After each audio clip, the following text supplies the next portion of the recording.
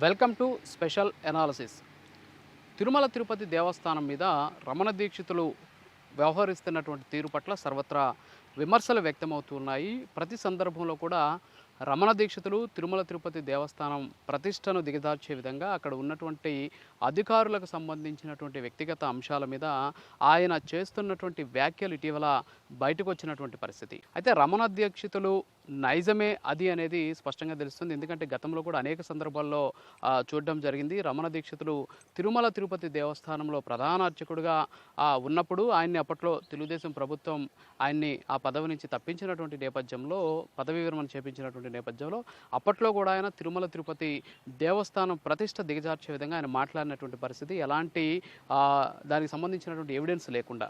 అయితే తాజాగా కూడా ఆయనకు సంబంధించినటువంటి వీడియో ఒకటి బయటికి రావడంతో రమణ దీక్షితుల నిజస్వరూపం అనేది ఇక్కడ బయటపడింది. ఎందుకంటే టీటీడీకి సంబంధించి ప్రధాన అర్చకుడు పదవి కావాలని చెప్పేసి ఆయన ఎప్పటి నుంచో ప్రయత్నాలు చేస్తున్నారు. ఈ నేపథ్యంలోనే వైఎస్ఆర్ కాంగ్రెస్ పార్టీ అధికారంలోకి వచ్చినటువంటి తొలినాళ్లలోనే సీఎం జగన్మోహన్ రెడ్డి రమణ దీక్షితులకు ఇచ్చినటువంటి మాట ప్రకారం ఆయనకి అక్కడ ఏదైతే గౌరవ ప్రధాన అర్చకుడి పదవి కూడా ఇచ్చినటువంటి పరిస్థితి.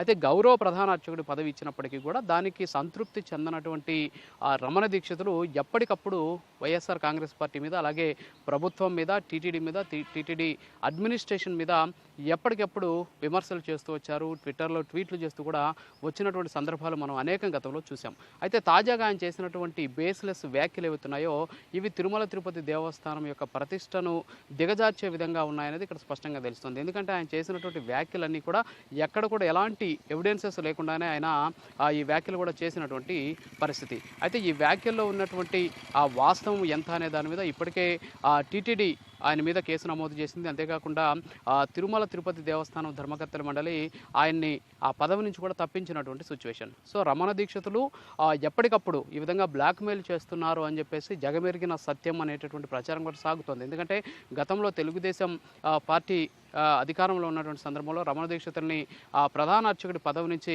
తొలగిస్తే అప్పుడు కొన్ని ఎలాంటి ఆధారాలు లేనటువంటి కొన్ని విమర్శలు చేశారు, కొన్ని ఆరోపణలు చేసినటువంటి సిచ్యువేషన్.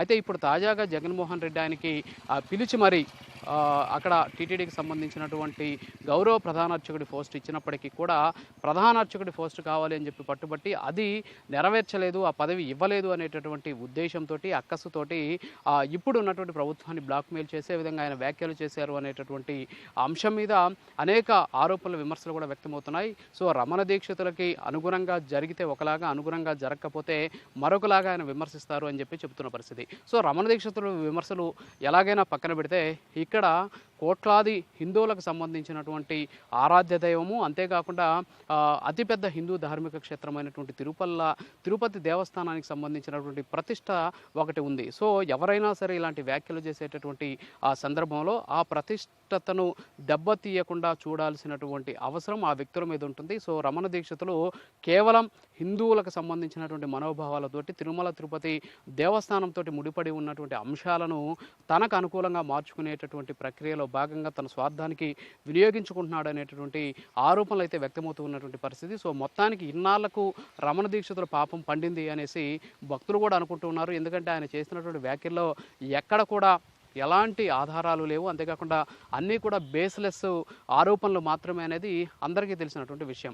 అంతేకాకుండా అహోబిల మఠం కూడా ఒక లేఖ కూడా రాయడం జరిగింది. అసలు చాలా షాక్ అయ్యాము ఆయన చేసినటువంటి వ్యాఖ్యలను బట్టి అనేసి వాళ్ళు కూడా ఒక లేఖ రాసి ఆయన మీద చర్యలు తీసుకోవాలని చెప్పి కూడా కోరినటువంటి పరిస్థితి. సో రమణ దీక్షితులు మొదటి నుంచి కూడా ఇదే వ్యవహార శైలి కలిగినటువంటి వ్యక్తి కావడంతో ఇప్పుడు ఆయన చేసినటువంటి ఆరోపణలలో అంత పసలేదు అనేది స్పష్టంగా తెలుస్తుంది.